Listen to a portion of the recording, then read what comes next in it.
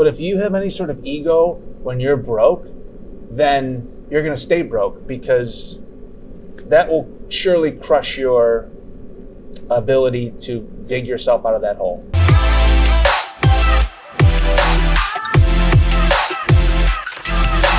Hi, I'm John Timmerman, and if I were an apple, I'd be a Honey Crisp, sweet with integrity. I'm Rob Schauger, and if my calculations are correct, when this baby hits 88 miles per hour, you're gonna see some serious shit. Hoo-ah! Yeah! And I'm Al Kuchar, and I hate going to the bathroom. And we are the co-founders of the NoBull Company. What's up, Buzz Nation? Welcome to I'm a Little Buzz, straight out of Syracuse Studios. Syracuse is Syracuse's newest co-working space, combining comfort, creativity, and community. Check them out at syracuse.com. This is the show where we bring a ridiculous amount of life to business, all while sharing a cup of whatever gets us buzzed. Today, we're drinking some Death Wish coffee because we all want to die from caffeine. Maybe taking laps in the fountain outside in a minute. I'm here. so jittery. Like, I'm like... No food, Death Wish coffee. Death Wish coffee equals... like 3 cups equals... Did you poop today? Flying high. No, but You if will I know. run out of this podcast... That's where I'm going. Everybody knows where I am going, because it's going to get serious in about 15 minutes. Yeah, buddy. Straight down the street. Well, on that note, Al, what's getting you buzzed? Well, none of what we just said, but my new guitar, which I just purchased the other day. Bam, A little wow. front porch picking this weekend? Front porch picking, baby. Yeah. I was like... You have a rocking chair? No, we talked about this in Oh, right, episode. right. One step away from a glider, not a rocking chair. And when I get that, Rocking chair is more banjo. rocking chair is more like, yeah. I'm gonna go glider, you know, maybe invite somebody over. Hey, want to hear a song? You play the mouth harp? Straight off the street as they're Straight walking off the by. street. Hey, you want to come up, hear a song? Purple light upstairs? Oh gosh, dude. Do you want to come up to my studio? The image that my neighbors have of me is getting worse and worse and worse. Purple light, inviting strangers onto the porch to play guitar songs for them. But I'm pumped about the new guitar, and it's given me such peace over the last 4 nights. Nice. Maybe you have to bring it on the show someday. Yeah. Today's show is about what do you do when you have $7.13 in your bank account. Or zero. Or $0 in your bank account. But first, now is the time when we cheers to life, love, lots of laughter, and attempting to introduce your spouse to somebody when you absolutely cannot remember the person's name. Ugh, it's excruciating. And You introduce your spouse first. and I never do it. Pause. We talk about the trick. What? Lindsay and I talk about what to do. This is the signal. This is what I do. If not, then you have to, and we forget every time. Forget the signal. Every time, and it's just literally- awkward and weird, and then I end up walking away. I know. So now you know. That's why John's walked away from you all these times. Sorry. What do you do? Sorry, What's your everybody. move? Like when you don't introduce know my their wife name. first. So then there'll be a pause, and then they'll introduce themselves. What if they don't? Yeah. Like, what if they go, this is Michelle? I've never had that happen. So the trick is that Lindsay and I talk about, which we never do, is if we don't remember the person's name, Yeah. and they come up and it's clearly like it's Lindsay and them was the connection, Lindsay will say, oh, hey, great to see you. This is my husband, John. And then I will go, hi, I'm John. What's your name? Right? Oh. And then that takes it off her, and they'll tell me their name, and she'll be like, oh, yeah, I know so-and-so through, because 9 times out of 10, it will jog the memory. She just doesn't know the person's name, or I don't know the person's name. We know where we Now saw you can't them or reach something out like and, that. And shake anymore. It's like you gotta. You do the stupid. I mean, we don't know their name, so we don't even have to touch them. Right. They don't deserve I a don't touch. know what I do. There's no I haven't touch done it in going such on a here. long time. I usually do something like silly and awkward where I'm like, oh, I've been wanting you guys to meet. And then I'm like, eh, and I like, you know, I just What's your name again? Wait, fuck. Yeah, I just like say something else, like, oh yeah, Sure. Chimichar. This is What'd you say? Yeah. What was that? Sharon. Sharon? All I right. hate it. So, super excited. We have a new segment. If you watch the last show, it's awesome and hilarious. It's called the Sippy Sip, Al. What is the Sippy Sip? The Sippy Sip, it used to be questions, now it's not. Now it's free association to words. Oh boy. that I make up. I don't make them up; they're real words. But you guys, Like shmear, yeah, shkrumshran, and a sound and a shoulder movement too. No, I say the words, and then John and Rob. Instant reaction. For example, our last episode, we did this, and I said George Clooney, and John, literally before I finished, said hot. So Still trying to figure that one out. that's the kind of thing we're going for. So All right. now we shall begin. Fire. Fire. Sticky buns. Delicious. So, wait, I wasn't ready. I said fire, but I wasn't ready. Fire. It took you 5 minutes. Sticky buns. Well, you can say whatever you want, but John won. Okay, air fryers. All the I time. want one. Ooh, now you got me. That on was a tie. What'd you say? All the time. All the time, and you said I want one. That was a tie. Yeah. Tie. Complimentary bar nuts. Salty. Delicious. Didn't I already say delicious on something? MMA fighting. Aggressive. Fake. Cockfights. Weird. Wait, was that a tangent off of MMA? Yep, my rules, my show. Damn. You said weird. Weird. Shark claws. Medieval restaurants. Awesome. Sword. Tony Danza. Hilarious, but not really. Old. Octopus. Lots. Ass acne. Terrible. Never seen it.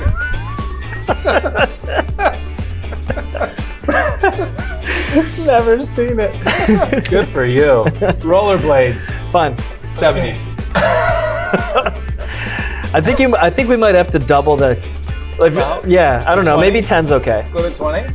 We'll experiment. Yeah. Yeah, that was good. That was good. Good job, buddy. Hey, note to self.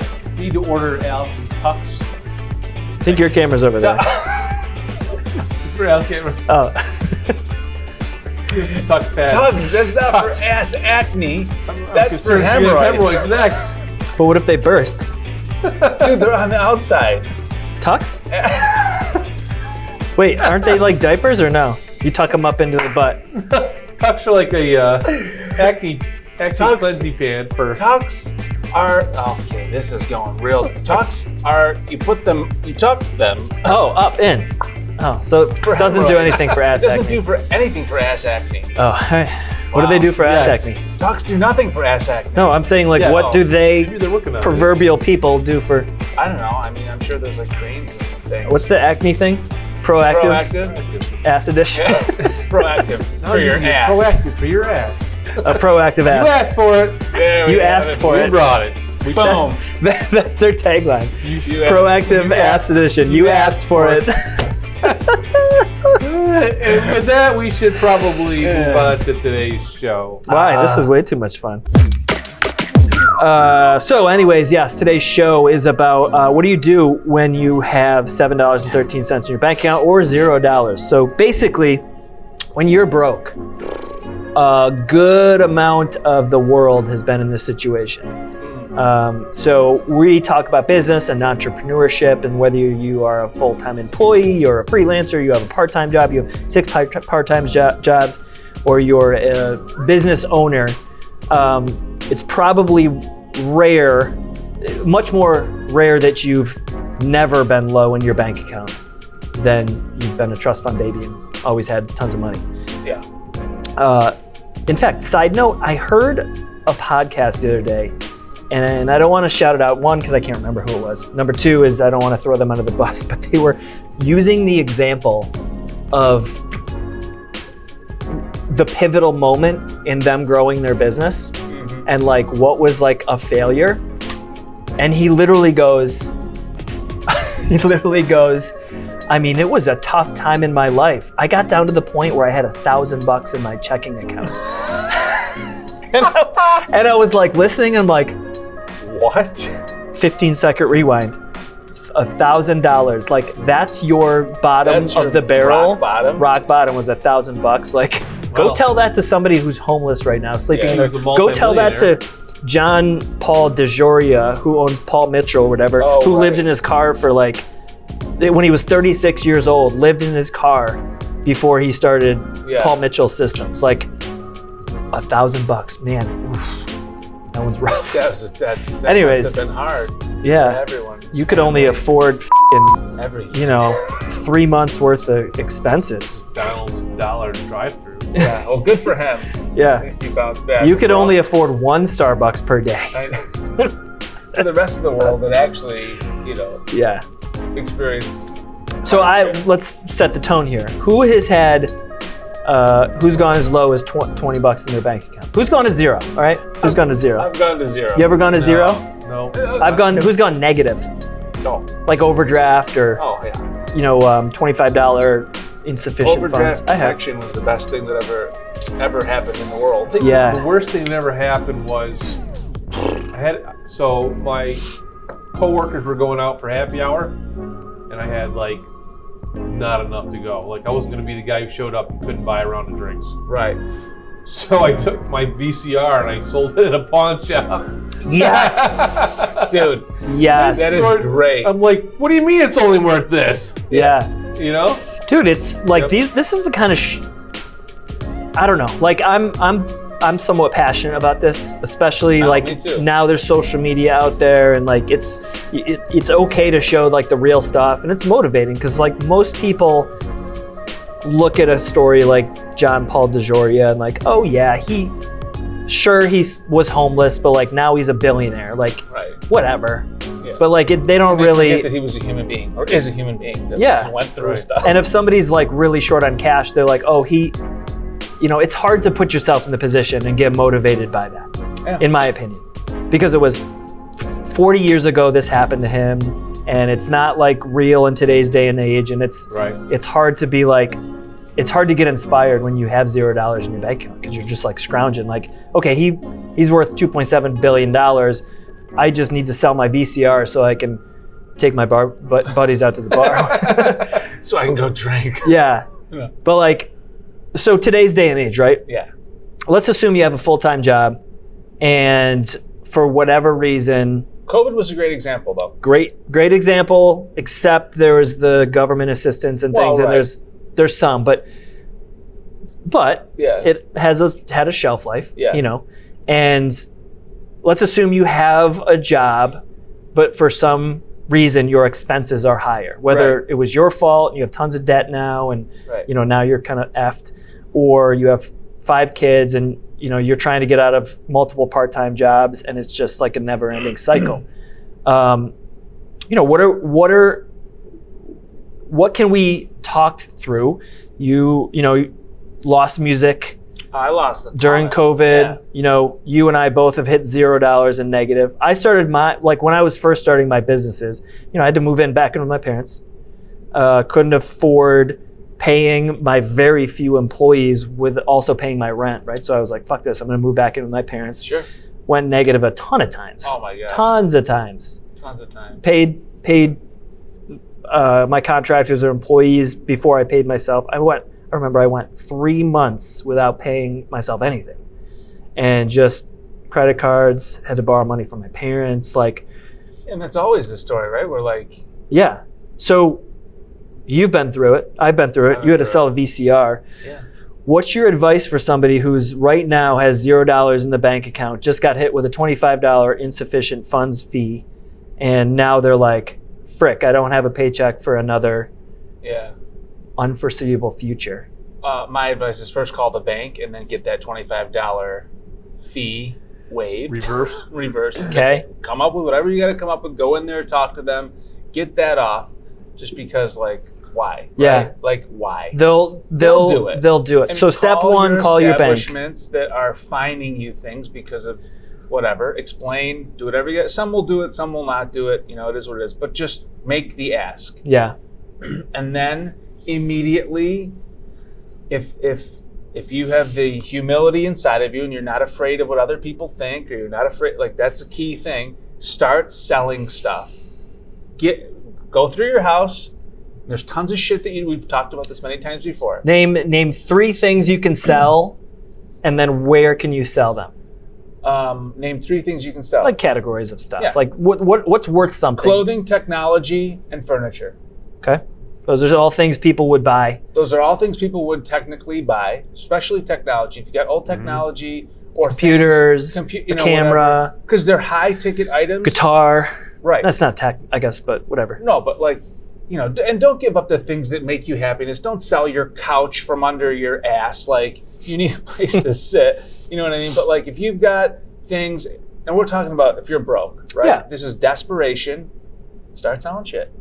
And that will generate money. Broke like $0, not broke like $1,000. Yeah, I broke like $0. Like you've got to pay rent, and you've got to hustle, or you have to be willing to go and get a job that pays below minimum wage. Like beggars cannot be choosers. You got to go out and do what you got to do to make up that fund, that amount of money until you get back to where you need to be, and then you can readjust. But if you have any sort of ego when you're broke, then you're going to stay broke, because that will surely crush your ability to dig yourself out of that hole. Yeah. Quickly.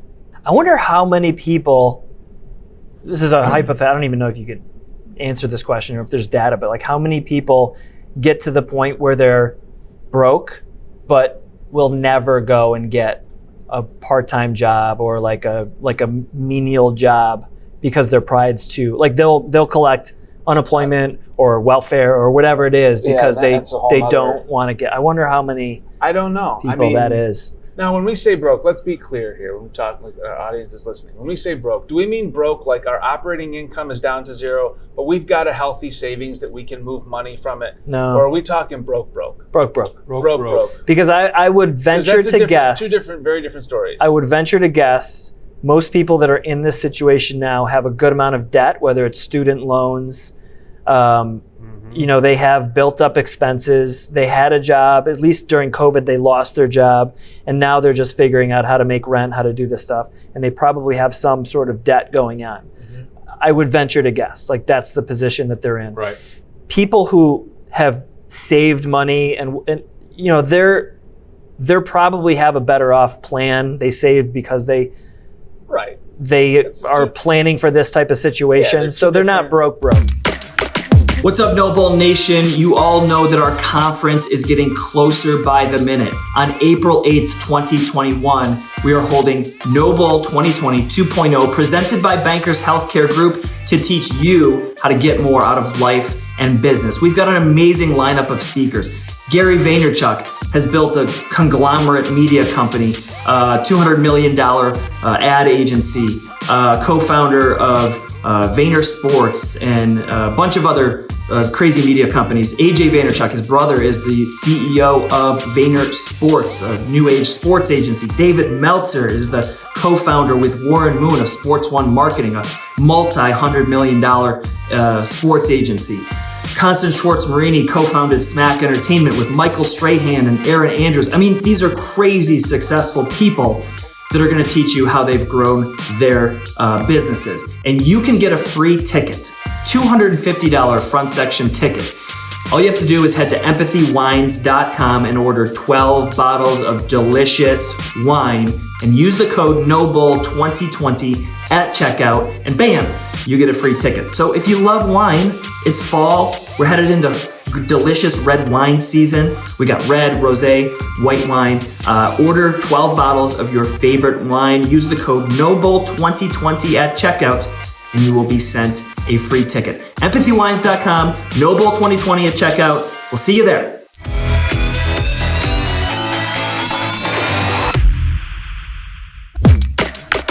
We're talking broke. Yeah. Yeah, start selling things. Yeah. Period. Like that's the only, or Where? get a job. Facebook Marketplace. Facebook Craigslist. Marketplace. That's the number one. Let's go. I have sold things on Facebook Marketplace in hours, literally hours. Yeah. Like I post it, and a few hours later, it's gone. And I sold it and cash in my hand and thanking God. Okay, so you sell stuff on Facebook Marketplace. Now you have some cash. What do you do? Assuming you have bills to pay, you have no savings. How do you manage that in terms of what bills do you pay first? Like, what's your approach of trying to move forward? Anyone who really, you gotta say this. Get the book, I Will Teach You to Be Rich.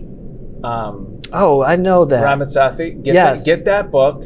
It's very, very important. It goes through every single strategic way, and it discusses all this type of stuff too. I mean, it goes through every single strategic way of how to attack debt, how to do this, how to do that, to get you so that you never have to face that situation again. If you're broke, go to the library. And if you're broke, go to the library. Why? True, to get the book. So you don't have to pay for the book. Oh, smart. But yeah, Facebook Marketplace, sell things. I mean, everybody's got a different strategy. To me, I'm all about getting rid of the debt because So now you sell your stuff. You got $500. You pay off got debt. bills to pay, but you also have debt. Which way do you go? Wow, if you got bills to pay, then you got to pay you don't want to lose your home. Mm-hmm. So pay your not lodging. What the hell is it? What am I looking for? Your mortgage. Rent, No, yeah, but I mean, Mortgage? I wanted a more dramatic word. lodging is pretty dramatic. Pay your I don't know if you can get. pay for the roof over your Who's head. got a good English accent? Anybody? Not us. I want to say pay your lodging in like a nice Yeah. old English accent. So bad right now. Pay your lodging. Yeah. Nope. Pay your lodging. Anyway, there we go. lose How about that? Yeah, I like that. Okay. Don't lose the roof over your head. That's Yeah. number one. Next, don't lose your, I mean, transportation's important, but we do have public transportation. Yeah. When you sell your car, you Right. downsize. Right. You know how many people today are house and car poor? Yeah. Just trying to keep up? Right. So that's number one. And then, like, if you're buried in debt, tackle that, because that's never going to, I mean, if you don't do that, you're going to be broke forever. Yeah. You will never be able to keep up ever or get ahead if you've got debt just going, Yeah. Stop charging shit. Stop spending with credit card. Just stop. Yeah. So Like, that's cash flow only. that's something that, and let's come back to the next step in a minute, but that's something that Lindsay and I, we've been married for 2 years now, and so we never really combined our income. She's now left her previous shitty job and is working underneath Good Monsters organization, so we're trying to tackle that. But I still have student debt. So do I. Probably, I think it's at like 18,000 left. Oh. No, the rest of my debt is mostly paid off. Thankfully, now I'm not broke and we're making money. Lindsay has a lot of savings, a good amount of savings saved up. I don't have hardly any savings saved up. So like, it's all like coming Right. back. But combine it, like looking at where we can save to get us completely out of debt. Like we're talking about getting rid of her car because now we never use her car. Get rid of We the use my debt. truck to go to camp. I use my truck to come here. She doesn't go anywhere because she's either with Trip or working out of our warehouse. Wegmans is around the corner. Like we literally don't need the car insurance. Like we can afford it, but we're like, why not save that Right. $700 a month? Yeah, pay off Yeah. the student loan and And Yeah. that's just the most important thing ever is paying off that. I mean, I had a financial advisor when I had a little bit of money that I was like enough money to start playing with, and I was like, oh, should I invest? Should I do this? Should I, what should I do? How do I make money? And I talked to my financial guy, and I'm like, hey man, I got like X amount of dollars.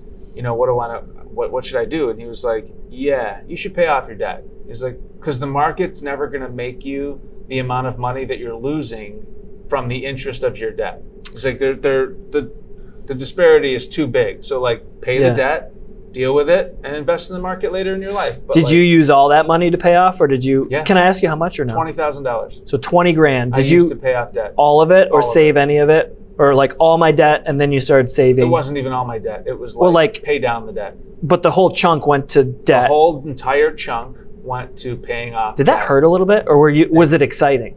Nope, it wasn't exciting at all. It still hurts today. Yeah. And because I'm still in debt from the, like I still have debt from Right. school loan. Like that was just 20 grand. Because that's a It mindset hurts thing. a lot less long term. That's totally a mindset thing. For me, I don't know if it was the way I was raised, because that's the one thing when I was, and I don't blame my parents, but I more or less blame like the schooling system for not really educating on financing and things like that. Oh Yep. yeah. My parents they tried, they gave an allowance if I worked hard and things like that, but I was never really instilled hard with a sense of like, this is how finances This is how- work. yeah. If you go broke, like, but whatever. So I'm more likely to be like you if I get, and have done this, not quite 20 grand, but if I get a chunk of money and pay off a bunch of debt, like it hurts. Oh, Like it I sucks feel so much better if I have that available. But then one of my really good friends, Yeah, but you're losing. right, one of my really good friends made really good money for a little while because he was working a full-time job and he was freelancing for like $75 an hour Yeah. and basically working like 80 hours a week, full-time in. Yep. So making a shitload of money, paid off his whole like $30,000 student debt in the course of a year or two. Yeah. And every penny he made, he felt so good. Like that, because that's how he sort of was raised, is like no debt, never debt. Like over the next 30 years, though, do you know how much more money he's going to make? so much more. Infinitely more. Yeah. Like it's the difference between him being able to become a millionaire by the time he's 40 and not. Yeah. Well, it goes back to what you said before, is that it's not, it hasn't been, and it's really, they're still not doing a good job of teaching it in high school and in college.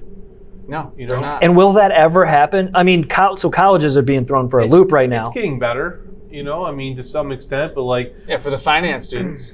Yeah. But I Not mean, for the because psychology students, that was me. think of the college debt, right? Because that's what our generation. That's what crushes everyone, but So do you think well, the college industry has got to have a stranglehold on the education, the pre-college education system? Like they have to be talking to each other quite a bit, right? oh yeah. And I'm guessing that colleges would never let the what am I talking about? What's grade school called?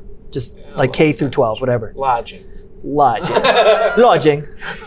I don't know if they would ever let that curriculum get in there about, hey, here's how to be smart with your college And this debt. takes us Like if down you a don't whole need nother to go to path, yeah. college, go to trade school, Well, I think in the do next- this. I don't know if they would ever let that curriculum I think enter. the next 20 years, college is going to take a huge hit. Oh man, you should Huge listen hit. to the podcast, Like- Prof G show. You do Scott- not need to go to college. they're taking a hit now. I mean, there's that split, so it's that, and obviously with COVID and everything. I mean, you know, there's but- just no reason to go to college unless you're going to become, a doctor, a lawyer, an accountant, something that is like, you need those certifications for, you need all that. But like us, like what is the point of me having an MBA at this point? You know what I think could 100 happen grand is that later. college will be pushed back so it's not right out of high school, right? So I could see organizations coming in. They're already talking about like Microsoft and Google like doing these programs where it's like, like Google's doing right now, what, $99 for Yeah. like that's your schooling. That's And your then if you schooling. decide to go to be a doctor or you decide to go to be a lawyer or something where you need The next level. a 4-year degree and plus to be this sort of, Right. to get certified, State then you go boards in. and all this other shit. But you might go take a course from Google or a series of courses from Google, and that certifies you to go make $300,000 as a programmer. right. Right. Like it's a lot of change is coming. And, Yeah. But for those that are behind that curve and they have 100 grand in debt, my God, Yes. Yeah. And So you still have dude. 100? 80. 80. That was that 20. Oh, yeah. So it was like literally throwing a chair off the Titanic. It doesn't matter. They made it just a little bit It later. just, man, like I'm still in a very bad place with that. Yeah. I'm hoping one day they just go away by some government change or some miraculous program that comes along and is they're like, boop. Just hoping for throws that. the college debt off the It Titanic. just throws the whole thing, and but I don't know. That's sucks. Yeah. Sucks. So the interest on it is like such Stupid. So if Yeah. you're paying off debt, obviously I know Dave Ramsey and he says all this shit, but pay off the highest interest ones first. I think that's his too. No, he says pay off the smallest ones first. He says so if you have a loan for $8 I grand, thought he does the snowball. Or that's is that the next. snowball? that's the snowball. Yeah. So if you pay off a little baby loan, you feel good, snowball effect, then you can pay off the next baby loan. Well, this is not fact, I'm not an expert, but like pay off the one with the highest interest rate first. Yeah. So get rid of that because that's going to crush you. And then work your way back to the lowest interest rate.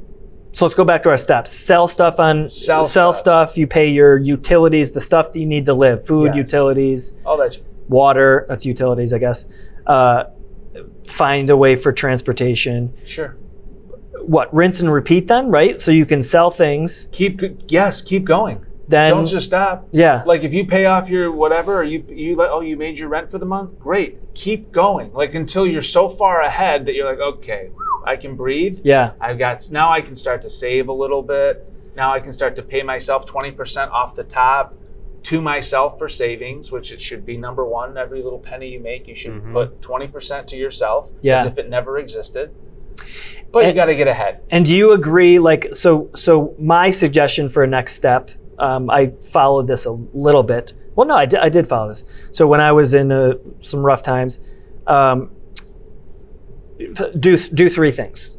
Number one, keep doing what you said and try to find things to sell on Craigslist, Facebook, because at that point, $20 matters, $30 matters. Everything it can go matters. to you can lower all your bills. So I would say before this next step, one thing that I would throw in there is go find ways to lower your bills. My cell phone bill right now is $150 a month. Right. I could go to Mint Mobile and get it for 20 or whatever it is, Totally. right? So go find ways to lower your bills. Call all your companies and say, I'm broke. How can I just make sure my water keeps coming, whatever it is? The step after that, let me know what you guys think. Knowing your output, like knowing how much do I have to output every month. Yeah.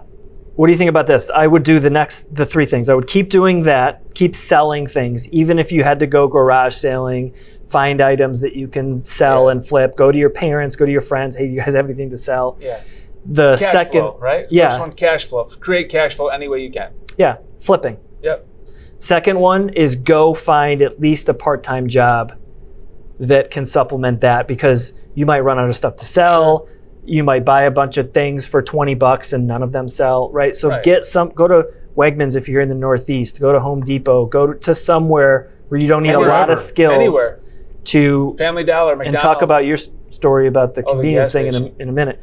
And then the third thing is to explore opportunities to be a freelancer of some sort. Oh, right. Find a skill that you have. Here's a couple that a lot of people could do. Tutoring. Mm-hmm. I have several friends that did this during the pandemic to supplement parents that couldn't deal with the work and their kids at home and the distance learning and all of that kind of stuff. They brought in tutors, people that weren't even teachers. Huge. So tutoring is one. If you have any sort of creativity, you can go paint. You can paint walls. You can paint houses. Paint. You can, groundswork, landscaper, mowing lawns. Dig up a bush. Yeah. Freelance writing, freelance photography, like for really down and dirty. Like just find a skill that you have. Car mechanic, handy person, whatever it might be, you could find a few jobs here and there to like supplement your income. So those are the three things that I did to eventually and those things get up and out. From an internal standpoint, humility. Big time. Big time humility. Big time. Like, because people will make you feel bad when you're not doing well. Big time humility, and it's okay. Ignore social media. Ignore everything, and big time sacrifice. Like, you just simply cannot live the life you are living when you are in recovery mode. Yeah. You cannot go out and drink with your buddies. Drinks are $6, unless you sell your VCR. Unless you sell your VCR, and then you can go hard for like 3 hours. And if you sell a DVD player, you got 4. Right. But like you have to be able to sacrifice and feel the suffering of sacrifice and know like this is for the greater good, and I'll be fine in X amount of months. But like I'm not buying. I'm not doing anything. The biggest thing you have to think about is, do you want to feel good for the 2 hours that whatever it is you're spending your money on, or telling somebody, or being fake or whatever? Do you want to feel good in that moment because it helps your ego? And be broke and in debt and collections, and people find out you were lying later and all the stuff that happens later? Or would you rather just be honest now, take the pain, temporary, and then be on your way to climbing out of that? Because that's the ultimate decision you have to make every time you either spend money on a Starbucks because you want to. And the humility piece. Post it on social media or whatever. The humility piece is, I mean, when I was in college, I used to go out drinking with my buddies, and I don't know where they got the money from, honestly, but I would be like, oh, damn it. Like, I did not want to say no, and I would lay down, $60 to buy a round, and I had no business doing that. And I would wonder, if this is going to put me in the negative. Like, this is definitely going to overdraft, and I can't not do it. Mm-hmm. I can't not. Oh, now we know, looking back, like it could have been like, no, I'm not going out tonight, thanks, but no thanks. Yeah. But I was in a place of... It's tougher when you're younger and you're trying to fit in. Keep up with everybody yeah. else. I grew up around a lot of rich people. Went to a private, school that was filled with rich people. Mm-hmm. Like, I was not that. My parents sacrificed to send me to that school for the connections. Yeah. But they didn't have the money that my friends' parents had. Sure. So it was like beg, borrow, and steal to send Al to the school. But like, we didn't have that kind of money. Yeah. And it was now I learned I should have just said no. But like you said, though, it's so tough. It's easy to say in hindsight now, but to go kids tell still do that. a teenager or a 19-year-old or a 21-year-old or whatever, like, yeah, just don't go out. Like, oh, it's impossible. Yeah, it's literally like life or death to them at that point. Yeah, you know? Or don't buy the sneakers that Tommy has because. But that's what it takes. But they're gonna go get the whatever. But that's what it takes at that age. And then, so after that, my final thought is to figure out which one of those three is like your answer. Are you, the flipping thing is sort of it could be long term if you're really good at it. But Ryan to me, Pineda that's made $8,000 a week flipping couches. Just look that up.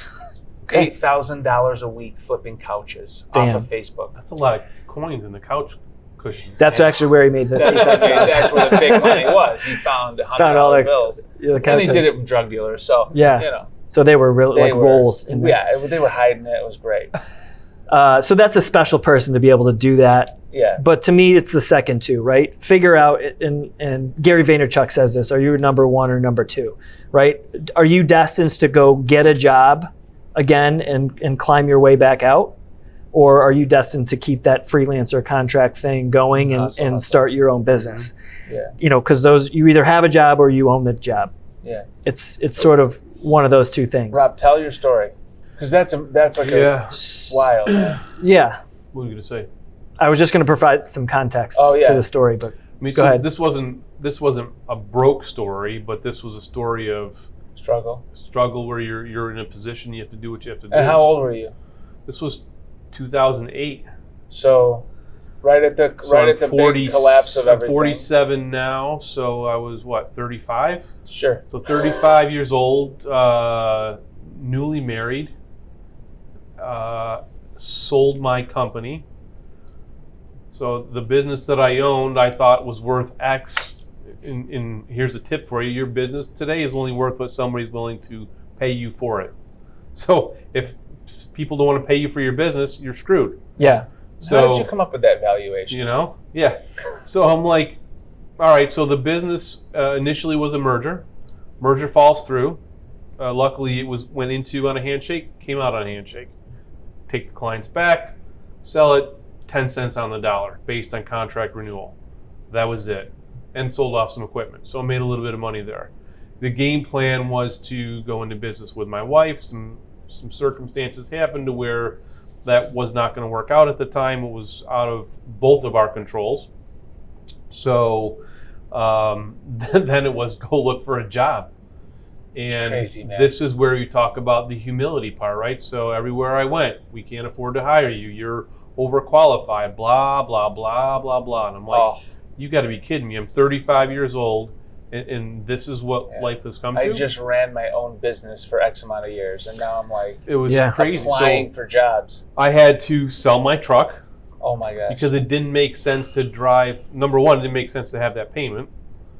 Number two, it didn't make sense to pay the fuel to be driving places in a truck.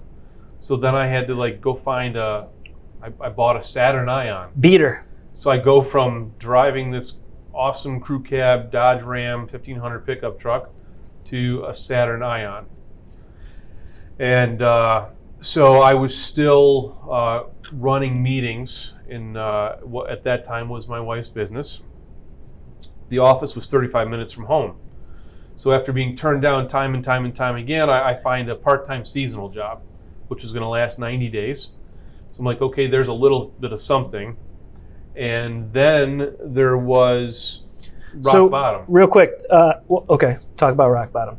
So rock bottom was I had ran out of places to online, all the digital stuff wasn't really prevalent at that point. Right. So it was a newspaper or it was whatever, just constantly looking. and I don't even know. I think I might have applied for unemployment, but I don't think it ever happened. I don't think I needed to take the check. Mm-hmm. Was that because where did you have money coming from? Did you have it saved, or was your wife helping you out? So did or not like have what? money saved because I was a business owner. Everything I made was going back into that. So the nest egg was a little bit of some of the equipment that I sold from my business. Mm. Yeah. So I didn't have a retirement to borrow from. I didn't have any of that. I didn't even have a retirement because everything I had was going into the business. So you're getting low on that, and now you were like, again, oh and shit. And you couldn't borrow Only from a 12 lender, years. right? Because you had no... I could. I mean, my credit was okay, but it was like, Why? for what? You know, like I'm capable of working. It was just a matter of going and finding something. So I go back to a client who was he was a chief operating officer for a chain of convenience stores. And then I said, look, here's the situation. Told him the same story I just shared with you guys. He's like, yep, go to the such and such store, see so-and-so, tell him I sent you, there's an opening. I'm like, oh, what's the shift? He's like, it's overnight. I'm like, perfect. So now I know I can still run a meeting. I can still do the seasonal job because that was whenever I wanted to work it. And I can do this overnight. But both the office and the convenience store were 35 minutes from home. So I'm like, well, it doesn't make sense to drive to the office, go back home, go back again. Right. So I bought a blow-up mattress, grabbed a pillow and a blanket, and I stored that in the closet at the office. Like, tucked it up and, like, embarrassed as all hell and, like, threw it in a file cabinet drawer. The only person that knew was my wife and I and the person who owned the office. Right.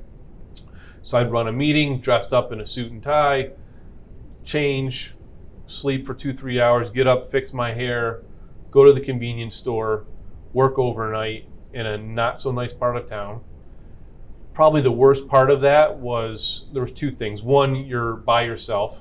So if shit went sideways, the saving grace was that the police department, we gave them free soda and coffee overnight. So they were kind of in and out all the time. Right. But to contend with shoplifters when you're in by yourself overnight and there's nothing there.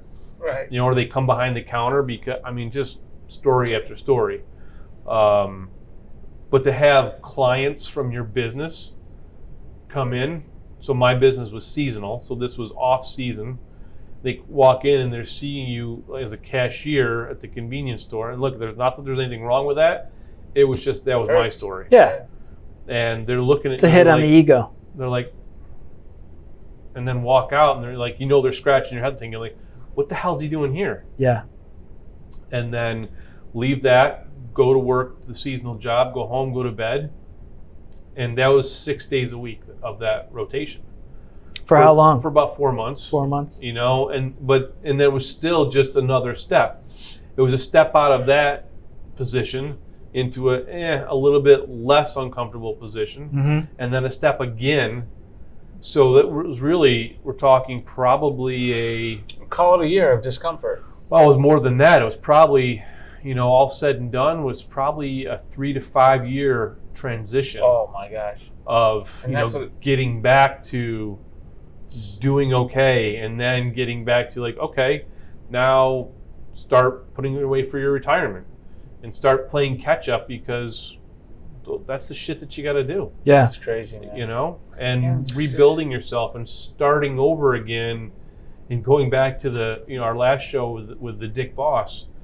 Like, sometimes you have to reinvent yourself over and over and over again until you find that zone where you know, as a human being, you're supposed to be in. Yeah. You know, so I wasn't broke. You know, I think I almost would have rather been broke because I knew how to make money and do something than to go through what I went through. However, today looking back, I wouldn't trade that for anything because it was where I was humbled, brought back down. The level of empathy that I have today in understanding for all that shit happened because of what I had to go through for a season of life. Yeah. And what's interesting to me is you said you were newly married, and it's like, so, and this is a whole nother topic which we can discuss another time, but this just the psychological wear and tear of losing your career identity or losing your job or losing your income source, whatever it is, that hasn't changed ever. Like 100 years ago, if a man, and I'll just say this for, we'll apply it to men and women, but I'm a man, so I'll talk from a man's space. If you lost your job 100 years ago, the emotional impact of that is the same as it is today, in my opinion. Where like when a man loses his ability to provide, and we don't have to go down like roles or gender, any of that bullshit, but like when a man loses his ability to provide, like the mental and emotional, even if you don't have anyone, even if you're providing for no one, the mental and emotional torture that starts to play inside of your mind and storylines that you start to create is so drastic. And I've experienced it multiple times where I'm just like, I am a loser. Like I am a loser. Like I'm X age, I have X amount of dollars, like what did you do wrong, blah, blah, blah. And fighting that alone is a job in and of itself. Like fighting that mental story, it's very, very difficult. So not only is your bank account suffering, but your mental and emotional health are suffering during it. And it's hard. Yeah. It's hard to dig yourself out of all of that. But you gotta do what you gotta do. Yeah, and there's no one way to do it either, right? Nope. There's different types of people that view it differently. My brother, for instance, he's got laid off during the early. Every time you say that, I go Timmermaid. Timmermaid, not that one, different one. Different one. The other brother got laid off from his relatively good, cushy, work from home job previous to COVID, and he got laid off, and at first it was a shock, right? Sure. But I would say our family is much more easygoing about not having jobs or like finding our way out of it or figuring it out. Mm-hmm. And we also weren't raised on a lot of money, so like we're not used to that. So, but he has used this time to like really dive into connecting with his family. Mm-hmm. Is he married? He's married. Mm-hmm. Yep, got 2 kids. She didn't work. Now she's got like a part-time job, I think. And they're fine. And they're fine, like for now, right? Like, and I can't speak to him. I don't know where his mindset is, as like what he's doing to try to find a job and things like that. But he's a capable guy. He's an engineer, essentially, very successful in the bike industry. He's got offers to like consult and things like that. But like, he's not nearly as like professionally driven as I am. But he's like okay, he got some of the government assistance that came out. He had some savings, and they weren't spending a lot of money at all. It's not, have you noticed if it's taxing him at all mentally? No. He's happy. Oh, gosh. Right? So that's what I'm saying is like it's different. For everybody, because, we were raised in an environment that didn't rely heavily on money. Part of the reason why our parents didn't hammer finance into us, they hammered happiness into us. So like my other brother, has his own clothing company, Timmermaid, Timmermaid.com. It's like made to order stuff. It's not, he doesn't make a ton of money and things like that. And he lives relatively off the grid, super low expenses. Yeah. And that type of living makes him happy, So it's highly individualized, where you were raised, how you were brought up, what the professional environment you're coming from. Yeah. I can't even imagine in 2008, the financial crisis happened, those CEOs that were like drinking martinis every night or whatever, and then all of a sudden we're like out of a job. Yep. You ever see those pictures of like people on the sidewalk in their suits, like crying? Yeah. They just got like their company just folded. And nobody's hiring them as a CEO because nobody has $300,000 to pay. Yeah. Like that type of shift. I mean, people committed suicide. Yeah. Well, yeah. When you have a $400,000 lifestyle to pay for, and and you have to go get a job at Walmart, right, for $70 a year. That meant people couldn't handle that mentally. So it's the truth. So yeah, we sort of summed up some of those steps. If you're broke right now, you, as Al said, have to practice humility. I can concur there. Rob can back that up. You have to get over your own ego. Otherwise, it's going to be a long, painful ride that, will probably not end good, or you'll just have to practice humility or figure it out later on when you go even deeper. Yeah. And be honest about it. Like if you have a spouse or anything, I think there were times where I was with people and there were times where I would fake it and I would be like, well, yeah, that was that. Yeah. And I would go home and think, oh, shit, even worse of yourself, right? Like this person. It's eventually going to come out. But I'm not. Yeah. I'd be like, hey, just, can we talk for a second? Like, I'm struggling. You got to be vocal. Yeah. Or you're going to, it's a bad road. Like, and this is you can't see it now, but this is a huge opportunity It's a huge opportunity in your life, whether it's you had a boss and now this is your opportunity to really figure shit out in your life and start from the bottom and climb up to where you want to be, whether that's owning your own business, whether that's working for a better culture, whether that's a completely different industry, whether that's trying to figure out how to go back to school if you can, eventually get the funds, or find a job that will help you go back to school. Home Depot, Wegmans, they all give tuition assistance. So this is a really big opportunity. It stings now. It stings like a when I had no money and was getting hit with insufficient funds. But you just got to realize, you got to one step in front of the other, practice humility, and tell people you love in case they can help you. There's so many more resources available today, or at least it's more talked about. It's easier. I think it's easier to dig out. But it's only easier if you put your head and your mind and your heart in the right place. Because if those things are not in the right place, then it's not easy. Tactically, it's easier, maybe because the internet and the information out there. But emotionally and mentally, it's the same. It's the same, and it will always be the same. Probably worse now because the pressure, and the ego, and what everybody else is doing around you, and the need or the feeling to have to keep up. Yeah, and that emotion does not age discriminate. The kids that are 20 in college that are making stupid financial decisions is no different than the 36-year-old who quits his job, or she quits her job and wants to start a business and then can't hang out with their friends anymore and go to Barbados twice a year because, that's the same. It sucks. Yeah. Well, good luck everyone out there. If you're having a tough time, shoot us some DMs. We're here to help, give some advice or insight if we don't have advice, because point you in the right direction. Yeah, we'll point you. We can answer. Get that book. What is it? I will teach you to be rich. By Ramit Sethi. There's audio book, there's regular book, there's all sorts of things. It's a great book. Good advice. All right, everyone. As always, we are super appreciative for you to watch and listen.